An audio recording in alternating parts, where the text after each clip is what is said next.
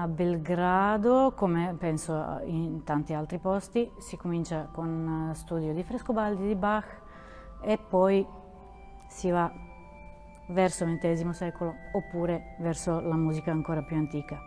Ovviamente i primi esperimenti erano già mentre studiavo al liceo musicale pianoforte e sempre mi interessava approfondire tutti i repertori perché è molto interessante e molto importante conoscere il modo diverso di suonare la musica di un certo periodo e anche di un certo posto, non solo periodo. Dall'altra parte mi interessava sempre anche cosa è successo prima del 1600 e andando indietro mi sono iscritta anche al corso di canto gregoriano, così adesso direi che ho le basi di tutti i secoli, bisogna approfondire sempre e si studia. Ancora mentre studiavo a Belgrado sono andata a fare un corso ad Arona e lì veramente ho visto i primi organi antichi. A Belgrado all'epoca non c'erano organi meccanici, come questo qui, c'erano solo organi elettropneumatici, allora per me la scoperta dell'organo meccanico e poi organo veneziano in particolare era una scoperta bellissima che è stata una delle ragioni per quali sono rimasta a Venezia. A Belgrado non avevo tante opportunità di suonare l'organo, proprio perché anche in chiesa ortodossa organi non ci sono. Allora per me era più un studio molto esoterico fare l'organo, che qui ovviamente è una cosa normalissima. E allora qui avevo anche l'opportunità di suonarlo molto più spesso e di conoscere vari tipi di organi e così questo mi ha fatto rimanere. Quando sono venuta qui, poco tempo dopo ho conosciuto anche Michele, abbiamo cominciato a collaborare già da quando eravamo piccoli. Per me è sempre stato un po' un gioco collaborare con lui, ma anche spingermi fino ai limiti, perché la musica contemporanea comunque ti spinge ai limiti fisici del corpo, delle velocità, degli effetti che non fai nella musica antica. In questo programma abbiamo provato di dare due visioni dell'organo, cioè la prima è come era nel 600 e nel 700, con tutte le sue impostazioni, limitazioni, leggi, e la seconda è come si possa inserire anche nella sperimentazione musicale e ovviamente la libertà della composizione del XXI secolo. Un esempio di sperimentazione anche del periodo di 1600 è il ricercare che suonerò di Frescobaldi, che si chiama Ricercare con obbligo di cantare la quinta parte. Il compositore scrive un piccolo tema all'inizio di questo ricercare che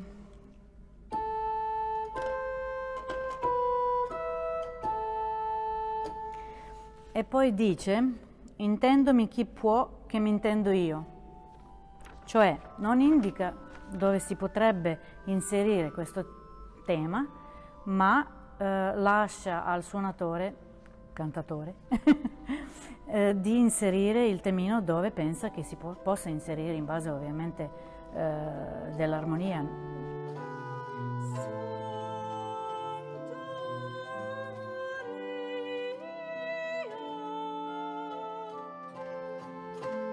Durante i secoli si è persa questa particolarità e adesso siamo un po' troppo specializzati solo in una cosa, che penso che è solo destabilizzante per un musicista. Bisogna sapere come si emette la voce, come si usa la voce.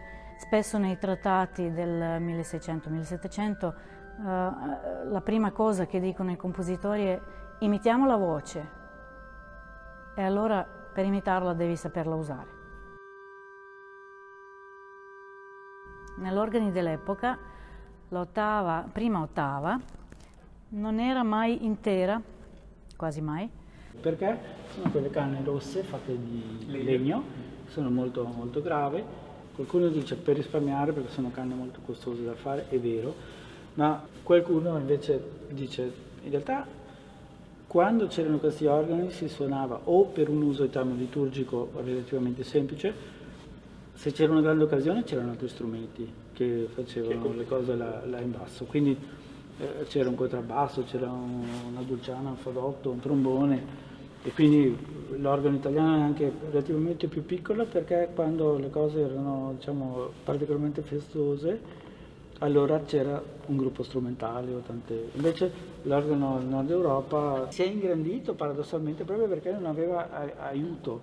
Invece qua era più una questione di sistema sonoro, quindi grande evento, chiamo qualcuno in più che suonerà anche là in basso o canterà là in basso quello che qua non ho.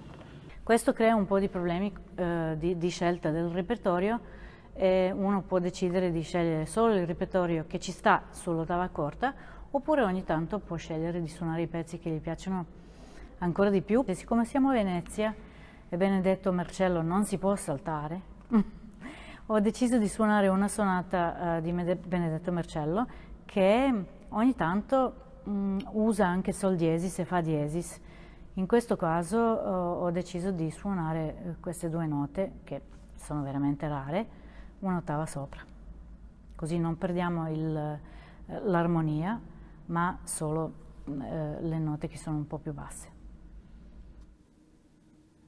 Una delle cose più strane nella musica elettronica è scrivere un pezzo che va bene per tutti gli spazi e quindi non va bene neanche per nessuno. E il puro lusso è poter scrivere un pezzo nel luogo dove poi questo lavoro viene anche eseguito, almeno per la prima volta.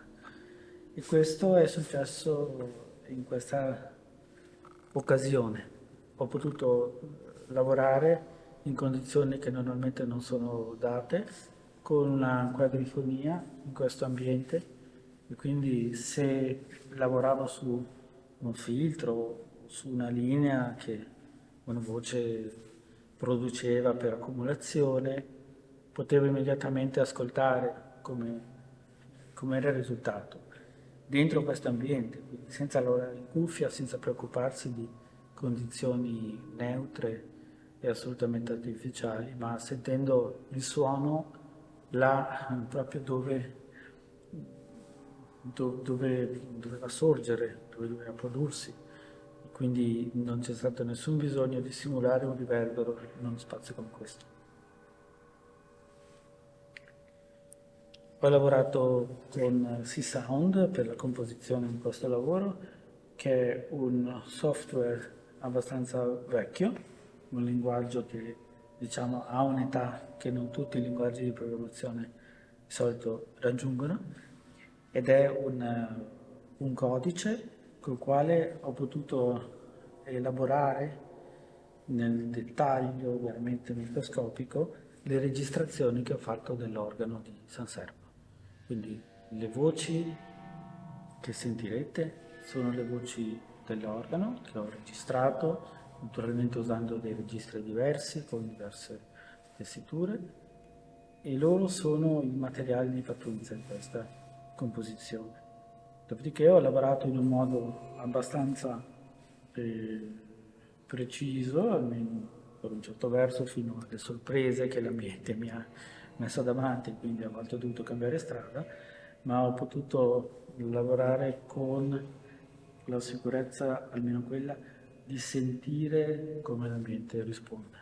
Con tante prove abbiamo visto che esiste una certa fusione che avviene in alto, quindi in basso le casse sono ancora discrete, ma non appena arriva fuori un suono, questo suono entra in un ambiente ed è subito un unico organismo sonoro che comincia ad agire.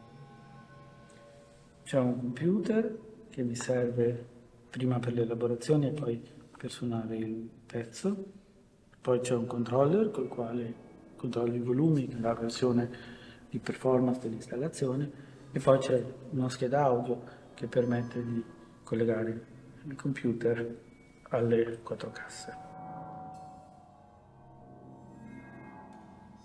Nella chiesa di San Marco si facevano esperimenti di 2 cori, 4 cori, ovviamente erano sempre anche supportati con un piccolo orchestra e in una occasione anche 5 cori. Io in questo caso sarò la quinta cassa, aggiungendo un effetto di un completo surround system, come si dice adesso.